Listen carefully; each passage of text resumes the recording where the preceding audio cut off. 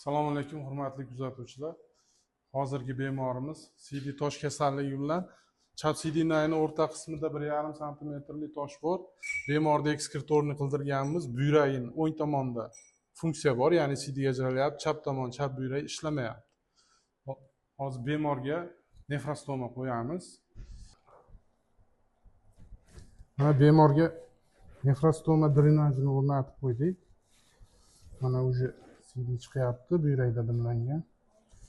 Nefrostoma drenajini o'rnatish vaqtida bemorning chap buyragi noto'liq ikkilanganligi aniqlandi. Ya'ni toshgacha bo'lgan joyda sidinayi alohida bo'lib, buyrak ham alohida yonma-yon joylashgan. Rentgenoskop yerda ko'rindi. Bemorlarga tavsiyam tosh bo'lganda CD yo'liga tiqilib qolsa o'zi tushib ketadi, lecheniya qilsa yaxshi bo'lib qoladi, og'rib qolsa yaxshi bo'lib qoldim deb yurmasdan urologga murojaat qilish kerak. Bo'lmasam buyrakni ishdan chiqarib qo'yish mumkin. Endi bemorga nefrostoma qo'yib qo'ydik. Endi buyragining qanchalik ishlashini 15 kun, 20 kun mobaynida tekshirib ko'ramiz. Agar buyraklar ishlasa, toshni olib tashlaymiz.